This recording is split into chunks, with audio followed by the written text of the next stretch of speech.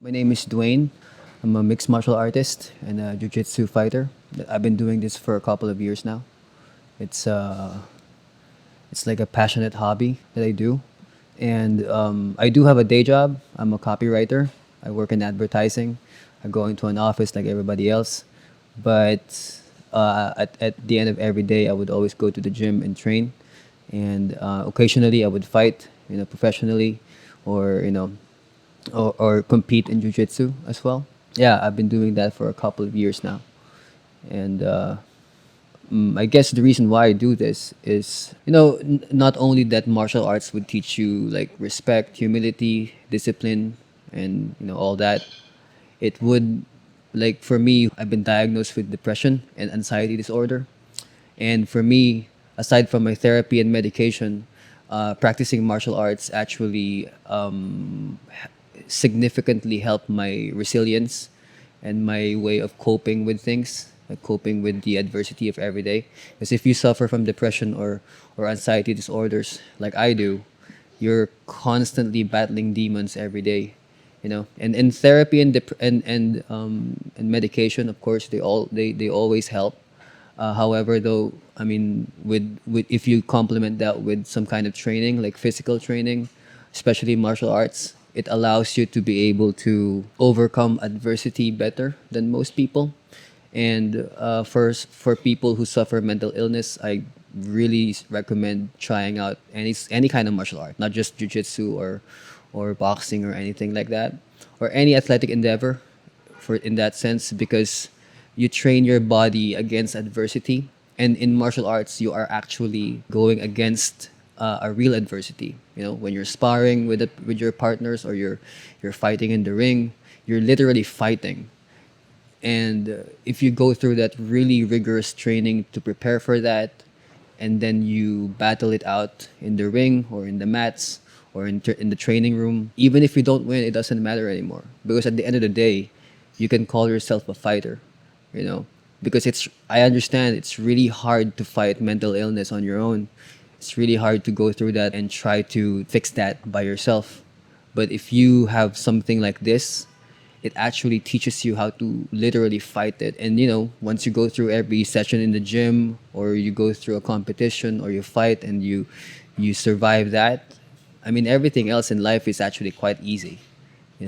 It gets easier because the way of the discipline and the repetition, the dedication that you have, the training that you go through, it I guess it conditions you, not just your body, but most importantly your mind. Well, it's like mental illness, well, especially today, is mostly known as a variety of different things. It could be depressive disorder, or it could be anxiety disorders, where your depression is mostly just not feeling anything. It's the lack of emotional response to certain things, and having this such a very low downward energy that you can't really find yourself happy anymore, because literally your brain doesn't really know how to be happy anymore. It doesn't have the hormones that actually give you that happiness. And when you have that, usually you go through a therapy or medication to be able to fix that. Anxiety disorder is different. It's because that's something else.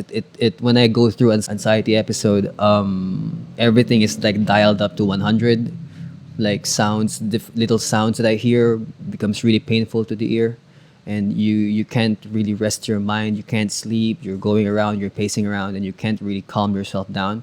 Again, your body, it's like it's not like you can just like maybe take a chill pill or drink or whatever to be able to relax. It's really your brain telling you that you can't. That's why you really have to go through, like, help.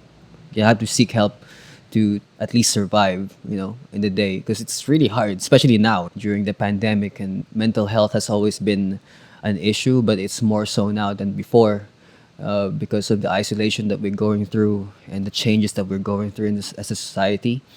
And some people who think that they might not have any mental illness actually now have it. And you really have to seek help. And for me at least, I found that help through martial arts and training. Martial arts helped me when it comes to overcoming obstacles. It sounds very simple when I say that, but when you go through the really hard levels of training in jiu-jitsu or martial arts, it really trains your mind to go through adversity and be able to overcome that, and be able to have the mental strength to survive that. I guess I just fell in love with the sport back then. I mean, I was when I was younger, I was doing boxing, and then I saw the UFC, and I saw this different clash of styles, and it's so cool. And then I heard about this jujitsu. Jujitsu is basically a martial art that teaches you that even if you're small, you can actually overcome much larger opponents, not by strength but by technique, and that really intrigued me. And I found out that I can subdue a much larger opponent just by, like, doing a couple of things, like, technical things. And yeah, that's when I started doing mixed martial arts, because I saw the UFC, and then I started following the sport, and then I started learning grappling and other forms of martial arts and putting them all together. In mixed martial arts, I guess the most important skill that you have to have is grappling and wrestling. Either jiu-jitsu or freestyle wrestling, because not a lot of martial arts teaches you what to do when you go to the ground, right? Like, you got karate, or you got taekwondo, who's so good at kicking, and boxing is so good at punching. But when you go to the ground, they don't really know what to do anymore. So in mixed martial arts, that's very important, because when you train in that aspect of the sport, you can dictate if you want to go to the ground, or if you don't want to go to the ground. That's the most important part of it. But most importantly, I guess, I'm not leaning towards one martial art really. The most important part there is really dedication to your training, and your mental toughness. Those are the things that you really have to train and hone. The hardest part is to master the techniques, because if you go to one training session of jiu-jitsu and they teach you how to do it, the next day you'll forget about it. You won't remember it. You really have to do it like 1,000 times for you to be able to execute it properly in competition or in real life. So the mastery of the technique takes time. There's no shortcuts to it. You really have to take the time to master them and be able to apply them in real life. Because it's not just your mind that you're training, it's also your body. So when you repeat something like over 1,000 times, it becomes muscle memory. And once that happens, that you will be able to execute the technique without any problems, because once your mind is ready and your body is in line with your mind, that's when it becomes like synchronized, and you can be able to apply these techniques with no problems whatsoever. I would say that MMA is the closest you can get to a real life fight, because it allows almost everything. They allow elbows, they allow punches, kicks, knees, and then when you go to the ground, it allows grappling, right? There's very little. Still some rules to it, of course.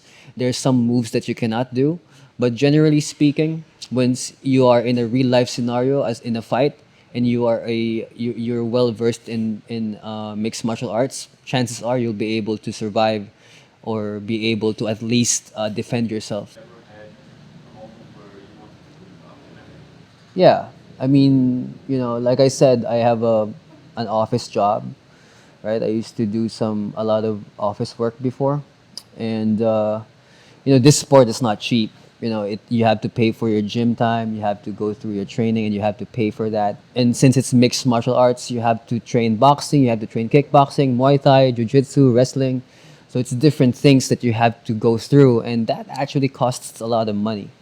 And when you go through the fights, when you're new to the sport, they won't pay you as much. They won't pay you enough, honestly, to be able to cover for your training.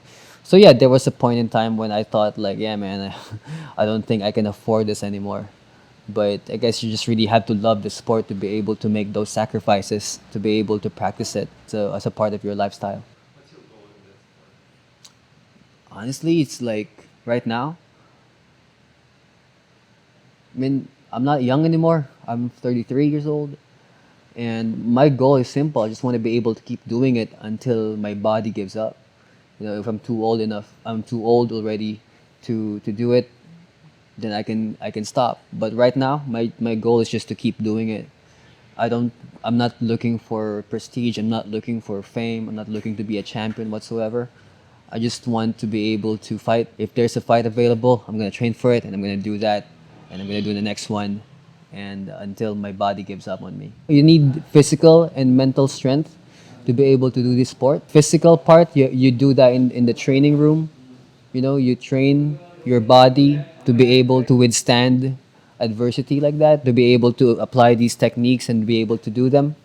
However, though, once you get into the ring, that's where your mental toughness also gets tested, because it's a different experience to be in the ring, to be in the crowd, people shouting at you, and then there's this pressure to win. There's this pressure to not um, to not fail.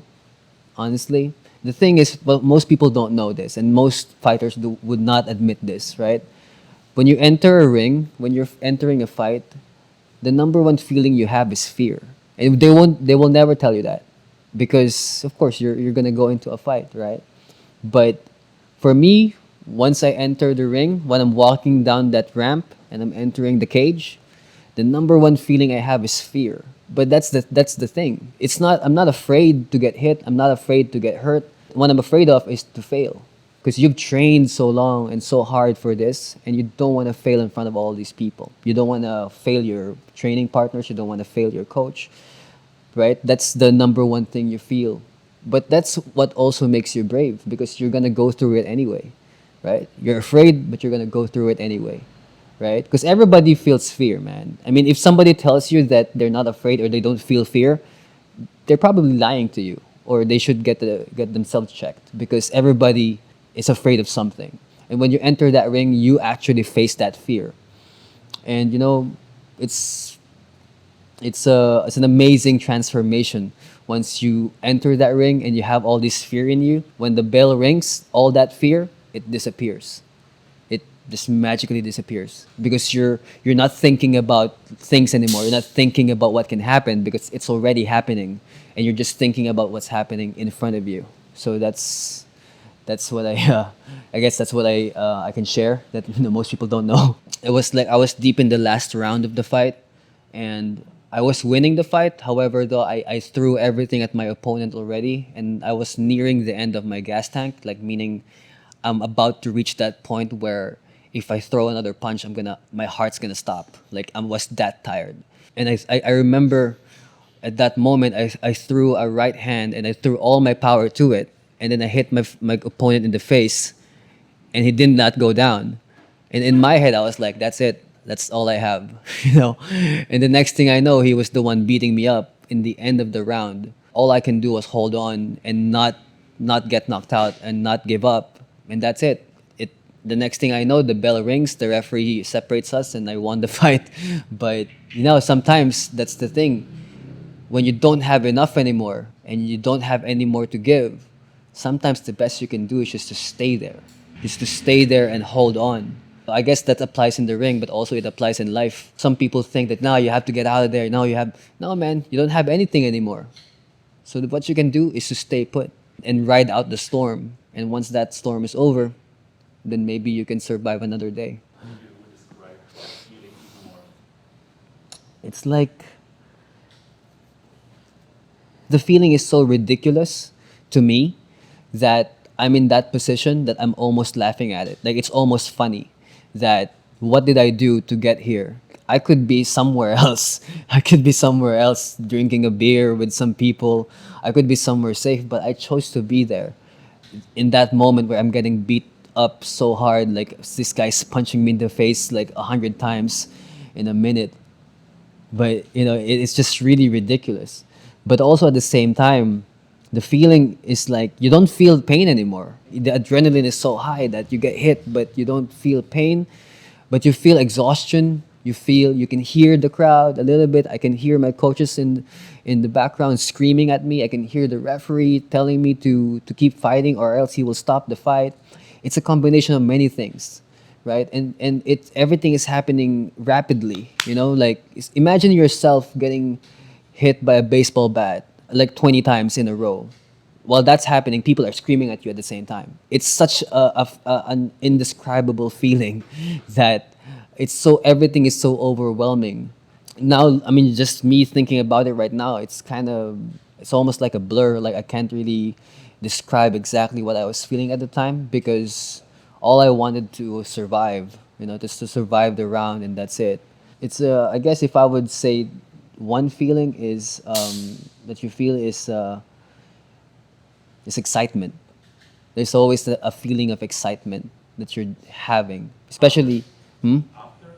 No, while it's happening, it's fun. When I get in there and I finally be able to fight, sometimes I smile in the middle of the fight. Even when I'm losing, I smile because I can't help it.